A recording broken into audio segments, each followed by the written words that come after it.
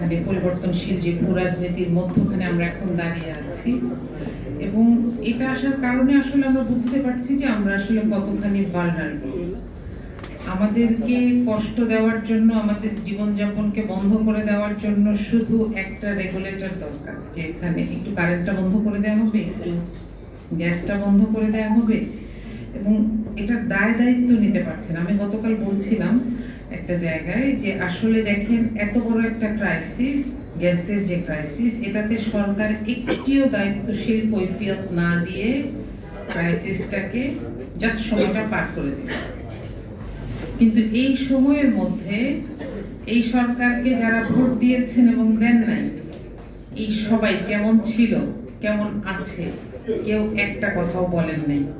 এটাতে আরেকটা সৌভাগ্য ছিল যে এখানে আসলে অধিবেশন চলছে না সংসদের, এই কারণে আমরাও যে খুব বেশি প্রশ্ন করতে পারবো, তাদেরকে দিয়ে কথা বলাতে পারবো, তাদের রেসপন্সগুলো আপনাদেরকে জানাতে পারবো, এই সুযোগটা আমরা পাইনি।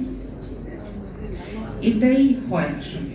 আমরা যে জীবনীগুলোর কথা শুনলাম, যে যারা জবাব দিতে চান না তারা কোনো না কোনো ভাবে মাথা ঘুরিয়ে রাখতে পছন্দ করেন, এবং আমরা দেখলাম যে আমরা আসলে ব্যস্ত, অনেক কিছু নিয়ে ব্যস্ত।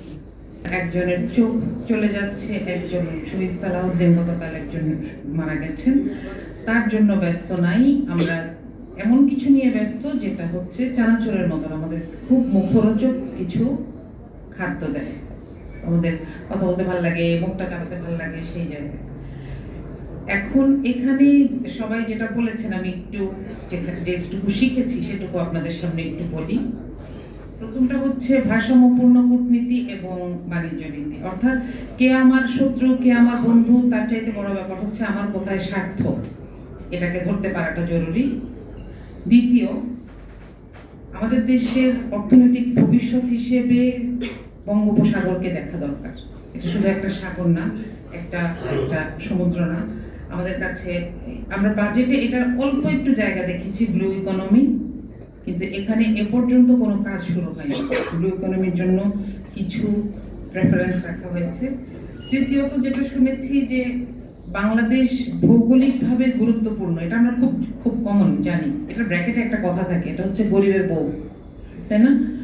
যে ভৌগোলিকভাবে গুরুত্বপূর্ণ মানে সবাই এখানে বেনিফিট খুঁজবে, কিন্তু এখানে কি রেখে গেল এটা খুঁজবে না।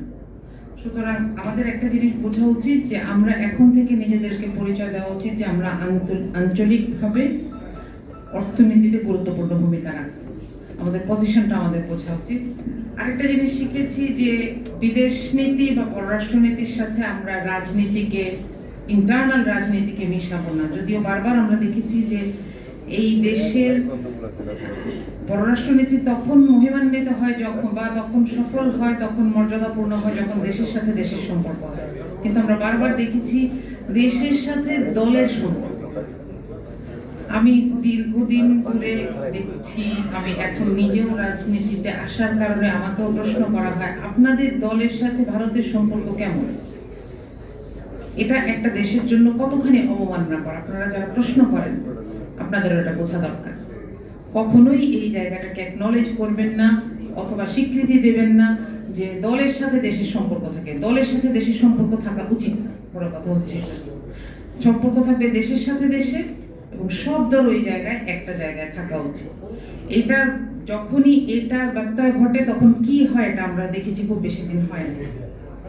এখানে আমি শুরুটা করেছিলাম যেটা নিয়ে, যে আসলে আমাদের কাছে ইম্পর্টেন্ট হচ্ছে আমাদের তরুণরা চাকরি পাচ্ছে, আমাদের কৃষক কি পাচ্ছে।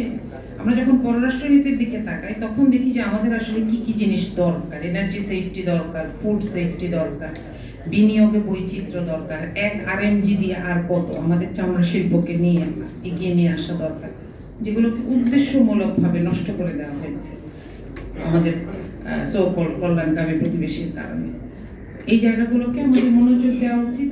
তাহলেই আমরা আধিপত্যবাদ বিরোধী কথা অন্তত বলতে পারছি, সেই জায়গাগুলোতে বলতে পারবো। আর আরেকটা জায়গায় আমি সফওয়াদের সাথে একমত যে এখানে ফিল্ডটা আসলে, পেরিফেরিটা আসলে অনেক বড়, স্কোপটা অনেক বড়। এখানে যদি একটু সেক্টর ওয়াইজ আমরা কাজ করতে পারি, কথা বলতে পারি, তাহলে আমাদের জন্য বুঝতে সুবিধা যে আমরা ভবিষ্যতের জন্য কি বাছাই করব, ফোকাসটা কোথায় করব।